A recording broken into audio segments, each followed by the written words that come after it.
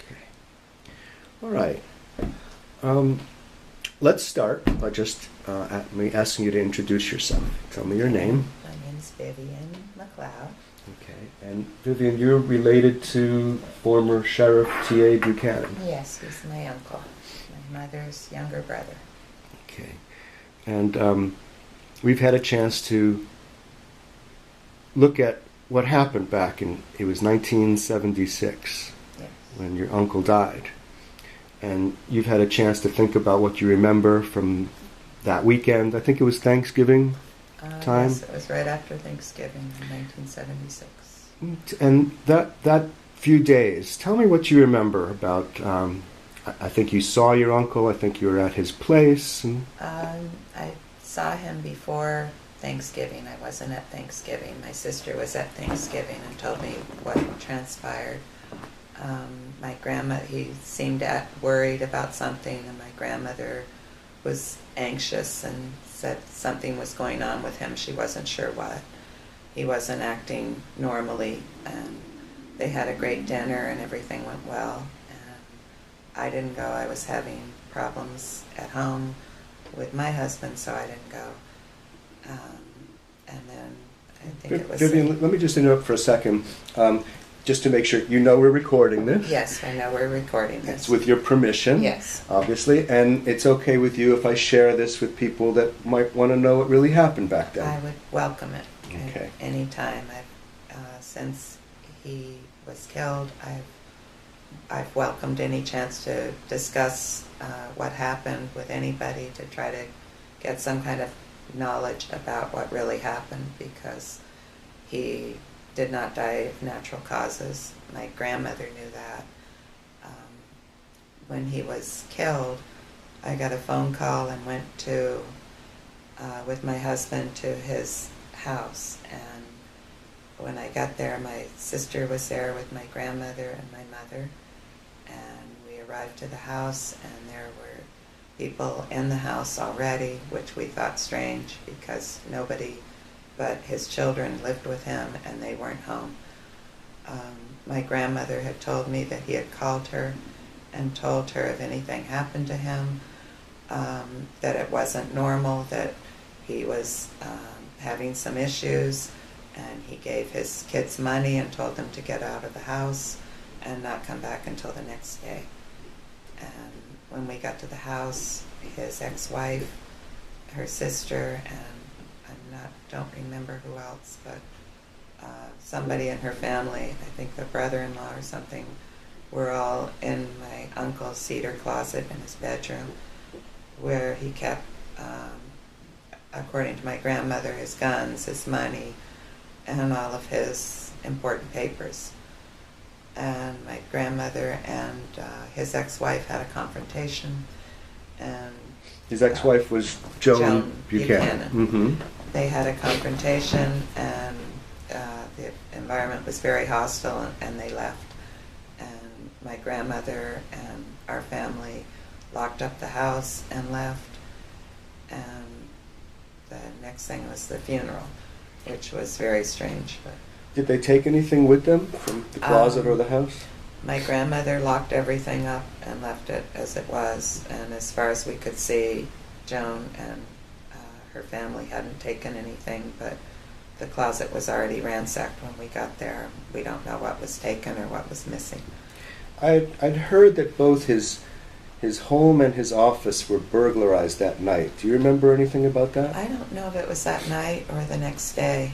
I know my I think it was that night though. But the office, we were told the office was ransacked, and also his house. And my grandmother hired a private security guard to stand at both places. But it had already been ransacked. Mm-hmm. Well, what do you remember about those few days? Tell me about your uncle. Had you ever seen him drinking? Had you ever seen him with people that... No. When I saw him, it was mostly family times, and he would never drink. He wasn't a drinker. Even on special occasions when somebody would have wine, he wouldn't drink. And my mother didn't drink at all. My grandmother drank very little, and I don't remember alcohol as being anything around it. He did a lot of social events. He loved cooking. He was a really good chef, especially seafood. But he loved to cook, and he loved his family, and he was so devoted to my grandmother. He sent her flowers on his birthday every year. He was just the sweetest uncle and son and brother to my mother that I could imagine. Were there bottles of liquor or alcohol in his home? No, he had his son living with him. I might have had this younger son too, but his older son was living with him, and he didn't have alcohol in his house, open bottles in his house. So what happened that made him send his kids out of the house? He told my grandmother he got a phone call, and he was worried about something and had to get everybody out of the house for the night. And he told her he had to take care of something. And he left her not to worry. So that was the night he was killed? That was the night he was killed. I think it was maybe early evening when she got the phone call. Because she called my mother, and my mother called me and told me what happened. And my mother was very worried. And then we got a phone call later that evening from my mother, who had found out. My sister had gone to get my mom, and I went with my husband to his house. We also went by where the accident happened. They said it was an accident, but we drove by, and it was right off of US 1. It was a bar called the Wishing Well Bar, which was a mainly black area, and it was a little road. It was maybe 200 feet off of US 1. The bar is lit. There's lights on US 1. It's not a very dark area. Reports said that he was killed in a very dark location while wearing dark clothing. Right. Is that not your memory? No, not at all. Wasn't dark there? No, it wasn't dark. I mean, you could easily see the lights from US 1 were right there also. And the bar, at that time of night, the bar was open. There's lights on the bar. It would have been visible easily. So you thought right away when it happened, you didn't believe this was an accident? Oh no, my grandmother knew immediately. She said, they killed him, they killed him. That's what she said, they killed him. And she was worried about John Buchanan's involvement, because must have told her something about that, so she was very worried about that. And with her being in his house after he was killed, how would she have even known when he was killed? Because they were divorced, and how would she have known he was killed? She couldn't explain how, and she kept asking them, what are you doing here? Why are you here? Who told you? How do you know? And they'd never answered anything. It was just, they were kind of like deer in the headlights when we saw them, and they just, didn't expect us, I guess, that soon or something. How long had they been divorced when this happened? I'm not sure. I know it. I would say around 5 years. I know it was a while. It was right after he was indicted. They had problems, and she left him. I don't know when the divorce came into effect, but she had left him right after that. And this was, 1976. So what is that? 10 years later. Mm-hmm. So for, I would say, at least 5 years, and sure, probably more. And so something happened that made your grandmother think that Joan was somehow involved? I never got the whole thing. I think maybe my sister Cindy might know more about that, but grandmother was worried about that, and that bothered her a lot, that she was in his house after he was killed. And who was Joan involved with at that time? My understanding it was Manson Hill, who used to work with my uncle in the police department, and they were estranged friends, and I don't think they were friendly. Who wasn't friendly? Manson Hill and my uncle. Uh-huh. And my grandmother must have known about that relationship, and then heard about his ex-wife's involvement with him, and that didn't sit too well. He also changed his will at that time from everything he was leaving to his children in his will, and he changed his will well, it was before that time, but he had changed his will when he found out the involvement of Joan with Manson Hill, and left everything to my grandmother, and she was to distribute it among his children. Mm-hmm. So she was very upset after he died. 2 wills were produced, and they eventually, it took 3 years, and eventually I think it was the children's will that lasted, or that they used. So you think it went into probate court and It there were went to proceedings? probate court. It was 3 years in probate court. Mm-hmm. What else do you remember that made you think that this was no accident? Well, years later, I had a case where I was involved in, and I met different detectives. Luis Vasquez was one, and I believe it was Mike Fernandez was the other. And I was talking to him about my uncle's death and how my family knew it wasn't an accident, it wasn't suicide, how we know he was killed. And he told me not to go there. Don't get into it. It's been taken care of. You don't need to worry. You don't want to go there. And he said, asked me if my grandmother and mother were still alive, and I said yes. He said, then you definitely don't want to go there. So I kind of figured it was more involved than I had even suspected, and I didn't want to involve my grandmother and my mother. But my grandmother and my mother, both before they passed, their dying wish was to have my uncle's death justified with what happened, because they knew it wasn't an accident and he would never have killed himself, and they just wanted the record straight so he could rest in peace and they could also. So the official story was that it was an accident. Yes. And there were also rumors of suicide? Yes. All kinds of stories bouncing about.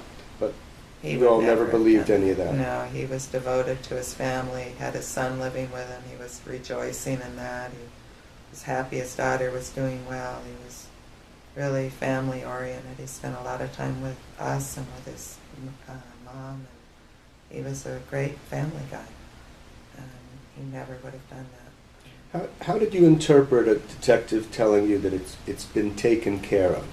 What did you think he meant by that? My grandmother had told me that Manson Hill had died 2 years after my uncle was killed. So she kind of felt the same way, that he was involved somehow and that he had died, and that kind of made her rest a little bit easier, knowing that he was dead also, because she always thought he had something to do with my uncle's death. So you think the words "it's been taken care of" referred to that Manson Hill was no longer alive? That's how I interpreted it. Mm-hmm. At the time, it was, I talked to my grandmother about it too, and then she just said the same thing, that he was dead. And my grandmother, she got older, she was so depressed, and she lost him, and that pretty much killed my grandmother. She was never the same after he was killed. Mm-hmm. And my mother died in 1984, and both of her children dead. It was hard to talk to her, get anything out of her about things, so should have done that before. Now, you and other family members, you've tried to talk to the police, to the media about your concerns. Yes. Tell me about that and what reaction you've gotten. I've called different cold case people that I've seen on TV,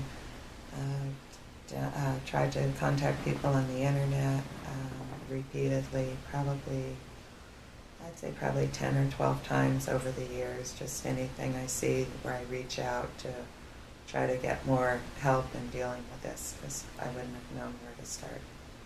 Any kind of response from anybody? I never had any response. I had one guy say he'd call me back, and I never heard from him. I had another one when I first heard of your program. I didn't get your name on the show, and I contacted the news reporter on Channel 4, I think it was, and emailed him and said I need to get in touch with him. I have some information, and again, oh, that sounds great, I'll be in touch. I never heard from him again. Mm-hmm. So to me, it's all been, useless efforts, but I've always wanted to know what happened. I'm eager to clear his name.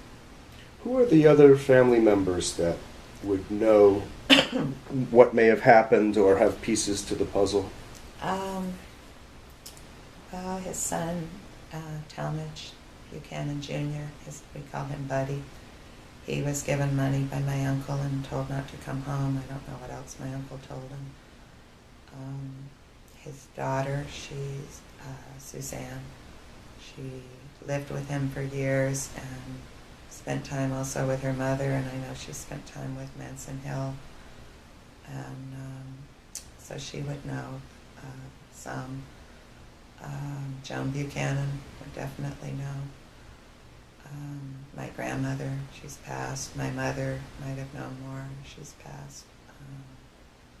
His cousin, Walt Casson, is close to his age, and they were really good friends, and he might remember something, or he says he doesn't, but he's also wants to know what happened to his cousin, and it's bothered him all these years. Maybe his son, my uncle's son Danny, might know something. My sister Cindy was in the closet with me, or not in the closet, but in my uncle's house looking at the closet. She remembers a lot. My sister Krista was, I think, 14 at the time. She remembers some, but not a lot. My uncle's aunts, my grandmother's sisters, there were, I think, just one alive then, and she's passed away. She might know something too, and her husband was also a police officer, which, when my uncle was sheriff. So there would probably be some stories there. What's his name? Robert Broom. Mm-hmm. And he was a detective, I think, or on the squad or something with my uncle. Forgot about him. Michelle Manley is my uncle's cousin also. And she was younger at the time. I think she was probably 16, 17 in that age group, or maybe older. But no, she was in college. She was older and she was in college. So she said she doesn't remember anything. Was it ever mentioned that your uncle was afraid his kids would be kidnapped? He protected them a lot, and it was before cell phones were available, but they always had to check in, and that night that he was killed, he was worried about that. That's why he sent them out of the house and told them not to come back, and made sure nobody would be around his house. So that day he received a phone call, Mm-hmm. and then he communicated a fear that he could be killed or his kids could be kidnapped. To my grandmother.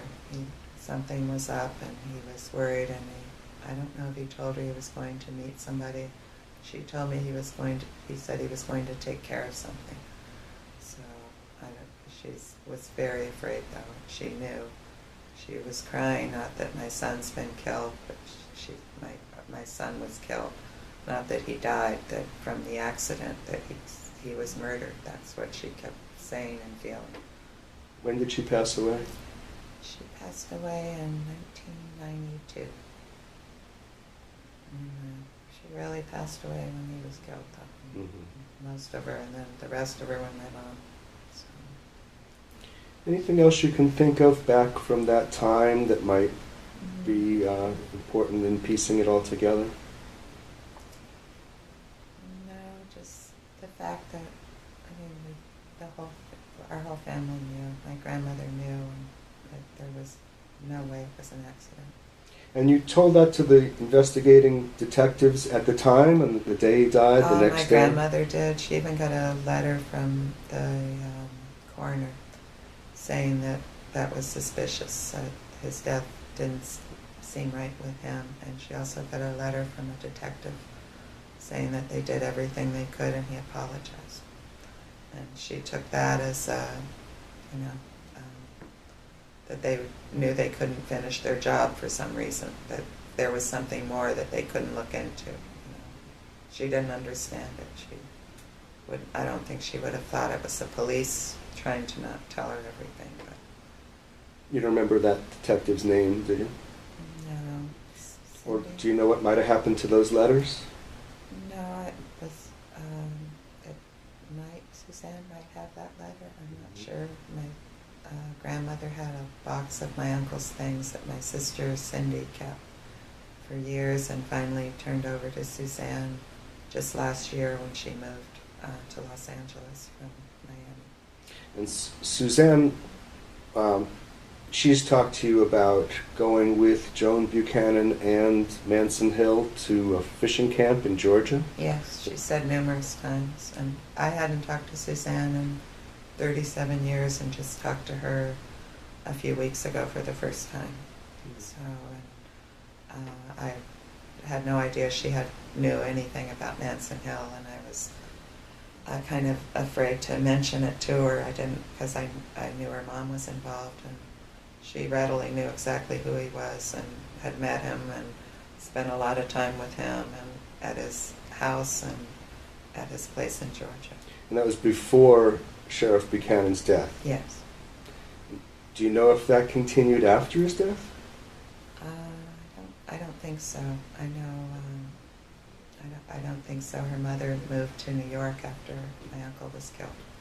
Joan did? Joan did. Supposedly she was living there before my uncle was killed, which Susanna told me Joan was not in Miami the night my uncle was killed. She said her mom was in New York and had to fly in after she heard of his death. And when I heard that, I remembered seeing her at my uncle's house the night he was killed. What you've told me about in the closet, rummaging through his thing, that was the night he died? That was the night he died. I understand the death happened at 7:20 p.m., so it was Right. early evening. We were probably over there. I would say it was probably about 10 o'clock or something like that. I think we my grandmother heard what happened or found out, contacted my mom. And it was just...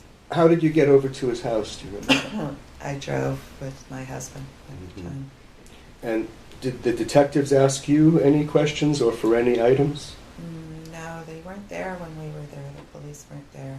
They came with, from what Suzanne told me, they picked her up at her house. She had an apartment. They picked her up, took her to the house. We weren't there, and they asked her where he kept his address book, where he kept his papers, where he kept his guns, where he kept his money. She just found out her dad had died and was distraught, and she said she couldn't remember where the key was to get in the house. She couldn't remember anything, and she said it just, she didn't do it. So. That was before you got there? Mm-hmm.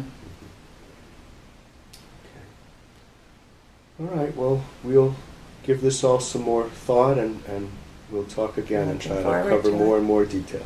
Sounds wonderful. So today is August 27, 2013. Yes. And so it's been quite some time that you've been waiting to try to correct the record on this. Absolutely. Absolutely. Thank you so much. Wonderful.